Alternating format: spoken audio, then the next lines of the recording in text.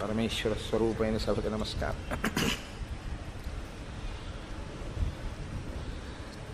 ఈరోజు పరమపావనమైనటువంటి సుందరకాండ ప్రారంభం.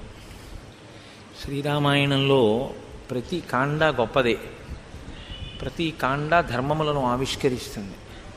ప్రత్యేకించి బాలకాండలో వచ్చేటటువంటి గంగావతరణం, షణ్ముఖోత్పత్తి మొదలైనటువంటి వాటికి ఎన్నడూ ఫలశ్రుతి చెప్పనటువంటి మహర్షి ఫలశ్రుతిని చెప్పారు. అంటే అవి ఎంత పటుతరమైనటువంటి కాండలో మనం అర్థం చేసుకోవచ్చు. అయోధ్యకాండ ప్రత్యేకించి గృహస్థాశ్రమ ధర్మాలన్నింటినీ కూడా మనకి విశదీకరిస్తుంది.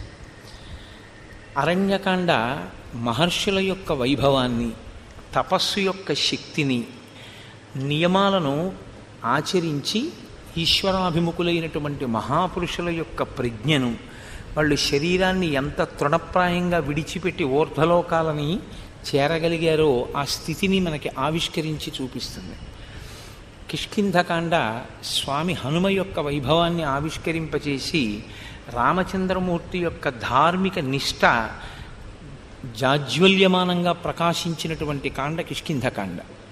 అందులో ప్రత్యేకించి హనుమకి శాప విమోచనం జరగడం అనేటటువంటిది, సుగ్రీవుని యొక్క భౌకాళిక జ్ఞానం, వానరులు సీతాన్వేషణం కోసం బయలుదేరడం, హనుమ యొక్క వాగ్వైభవం, ఆయన ఎంతటి బుద్ధిమతాం వరిష్టం అన్న విషయాలు మనకి కిష్కింధకాండ అవలోకనము చేత కనపడతాయి.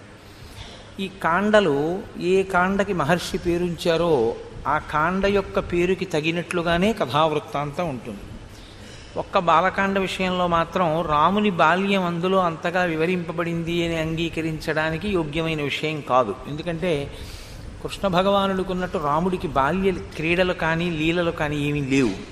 ఆయన ఒక నరుడు ఎలా ప్రవర్తించాడో అలాగే ప్రవర్తించాడు. కాబట్టి బాలకాండ అన్న పేరు దేనికి వచ్చింది అంటే నిజానికి విశ్వామిత్ర కథ చెప్పబట్టి వచ్చింది అని చెప్పవలసి ఉంటుంది.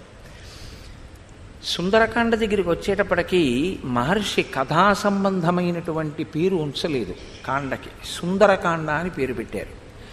మీరు రామచంద్రమూర్తి యొక్క అష్టోత్తర శతనామ స్తోత్రాన్ని చూస్తే అందులో రాముడికి సుందరుడు అని పేరుంది. మీరు సీతమ్మ తల్లి యొక్క అష్టోత్తరాన్ని చూస్తే ఆవిడికి సుందర్యై నమః, బాలాత్రిపుర సుందర్యై నమః అని ఆవిడికి పేరుంది. మీరు హనుమ గురించి చూస్తే హనుమకి సుందరుడు అని పేరుంది. అదేమిటి, ఆయన వానరస్వరూపం కదా, ఆయన సుందరుడు ఏమిటి అని అనుమానం రావచ్చు. ఆయన Like, comment, and subscribe.